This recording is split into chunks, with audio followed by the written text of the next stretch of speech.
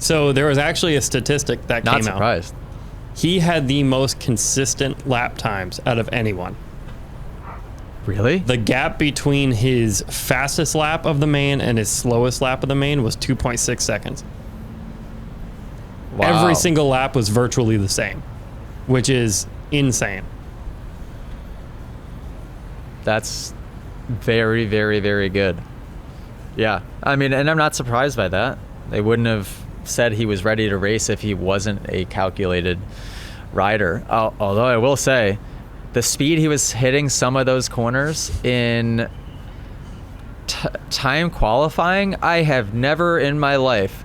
Oh, the only time I can relate that to is when I was in Germany, racing Supercross in Germany. The speed that you could hit and rail some of those corners was like nothing I've ever seen. But it was because there was so much traction in that dirt. It was like glue was holding your tires to the dirt. It was insane.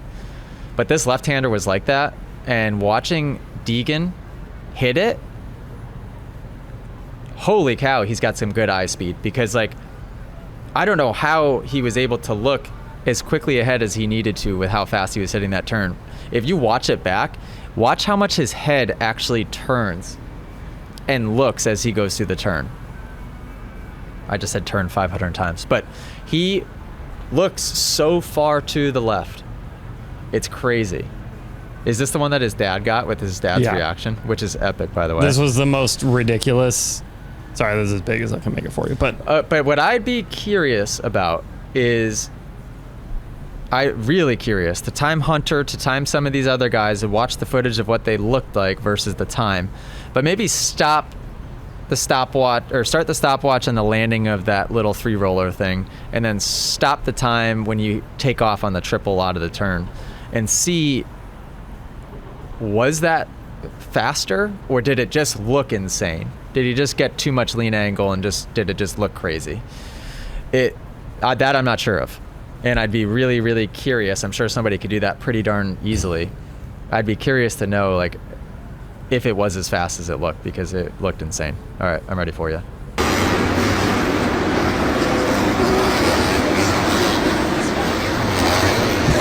oh my gosh. How epic is Brian's reaction, though? Oh, like, my gosh. Play it one more time.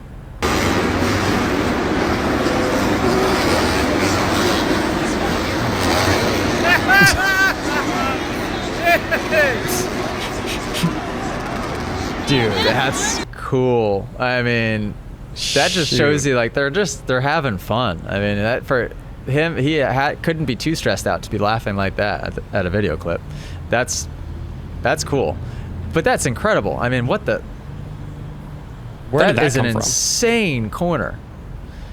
Even just to triple those 3 rollers before and make that corner was, you had to commit to going fast no matter what if you were tripling those. But to hit it at that speed, holy crap. And the only thing that allows you to do that is looking far enough ahead. And when you're going that fast, you have to look, it's like a fighter pilot. You have to look like above your head and like over that way. Like, that's how much you're leaning at that point. So you have to look like that. That's crazy. Wild. But perfect day for him. Perfect day.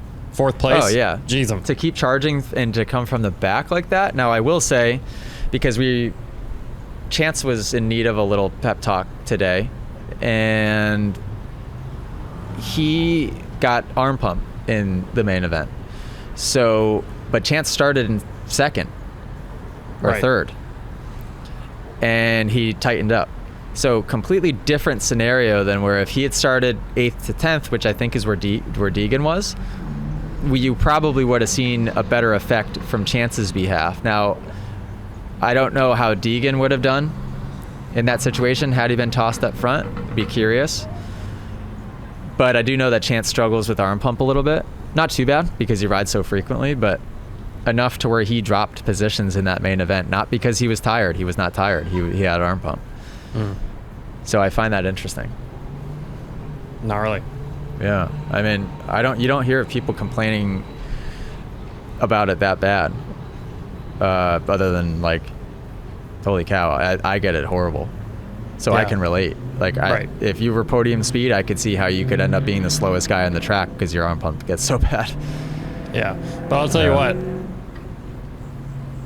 Deegan, Hymas, Talon Hawkins all had pretty darn perfect days, you know, for... Did the Hawkins kid make the main too? Oh, yeah. He did? Wow. Yeah, he did well. Wow. Yeah, great day for all of them, you know. Mm-hmm. And the Tom Vial, is that... I said his name wrong the last podcast. Yeah, overall, super consistent good performances from all of the rookie guys that I can think of. Yeah. Oh, like an unheard of amount of consistency from all of the guys, which is a good sign in the sense that especially since they're so young. I mean, Deegan, how old is Deegan? Is he 16? 16 maybe. Very good for all of those guys. Oh, and anyways, what it shows you, I think, is that the amount of attention that goes into people's programs nowadays from a young age and having it be really calculated, which is necessary. If you guys are enjoying these podcast clips and you want to watch full episodes, you can subscribe at club.themotoacademy.com.